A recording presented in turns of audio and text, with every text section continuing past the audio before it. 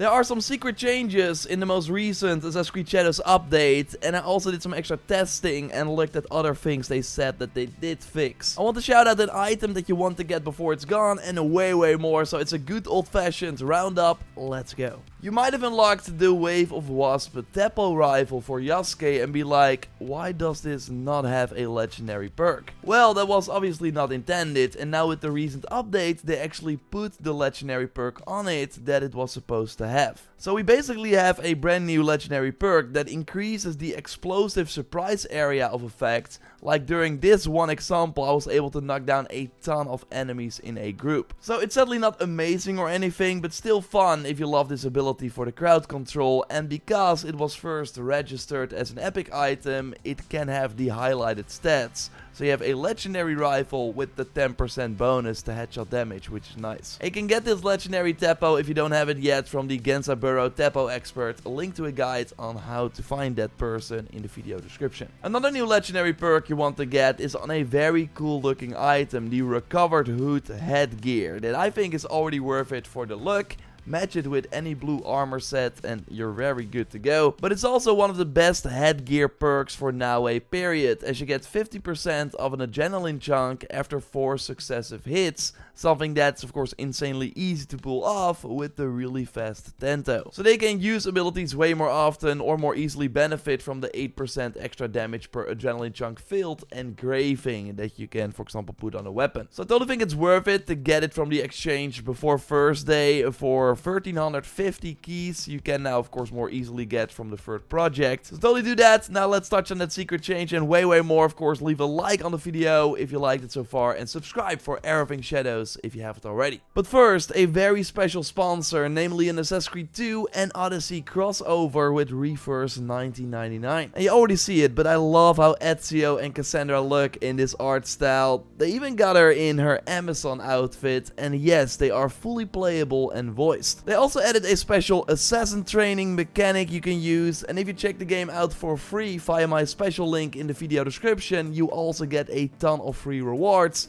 including Alexios, who will be available starting August 28th. But first, from now till that time, you can fight the Templar Order in Italy as part of a special Assassin's Creed 2 collaboration mission, with Odyssey getting its collab content set in Athens, where the Order of Ancients tried to sabotage a festival. There's also a free apple, wink wink, companion you can earn. So again, check the special link in the video description to check out this content. It would really support the channel as well. I'll be doing it too, like this totally got me interested. And now let's get back into it. Ezio Assassin 2028 noted in a comment under the update video that they reorganized the hideout decorations into new categories and also now show decorations that you still have not unlocked yet. And well, this is indeed a secret change Ubisoft did not mention in the patch notes, but a very welcome one. So before the update, a lot of different items were under the lantern icon, so you had to scroll down a lot to get to where you wanted to go.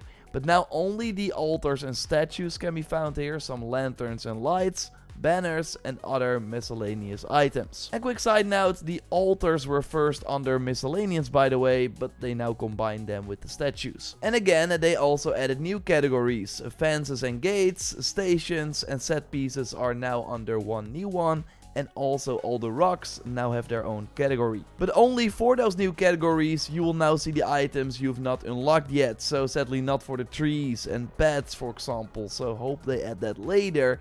And it would also be nice to see how you can then get them. So in what region you have to visit an ornament vendor or like look for a chest. Something we do see for the hideout buildings that we of course don't have unlocked yet. But we do know that in early September we get more hideout updates, so hopefully they fully update the menu. But we do know for a fact that this early September update will include new upgrades for all the hideout buildings, including new upgrades for Heiji's Forge. So we can of course already upgrade it to rank 4, but rank 5 will also be coming, and this will let us upgrade items to a new rarity similar to what we saw in Valhalla.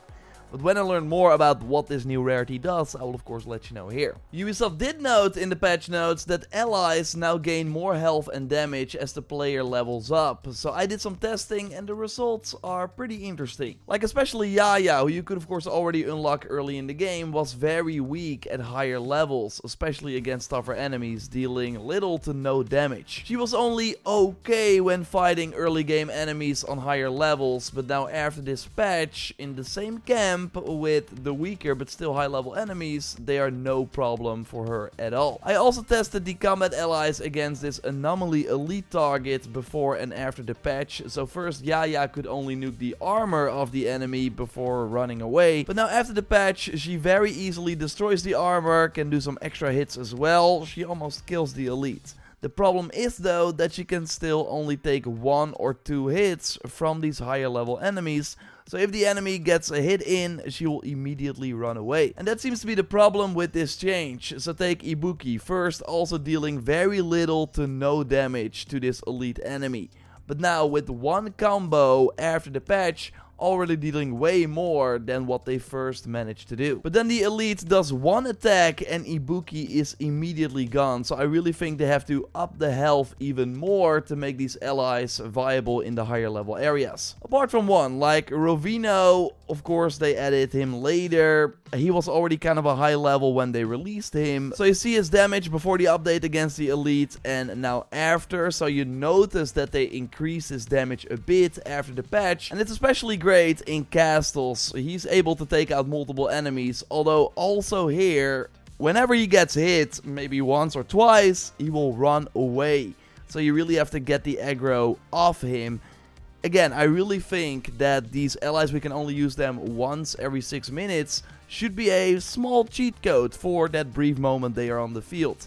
So I really think and hope that Ubisoft still has more balancing plans for this ally system. We're just not fully there yet. Another interesting thing that happened in the game, and maybe you already saw it, but multiple people namely got a legendary item in the gear vendor, the Bloody Teppo of Wounding. But maybe you noticed that the perk is from the Death's Bloom Teppo that drastically reduces the reload time. So this is not like a secret change, more a bug it seems, because we also have active associate with a version of this legendary weapon with the 50% chance that bullets are not consumed legendary perk, which the one from the Hato Teppo, so a helix item. There are no stats on the weapon though, so it's pretty useless, but would be cool if you buy it, which is by the way free, that you then also get the perk at the forge. Let me know if you got it and if the perk then unlocked at the forge.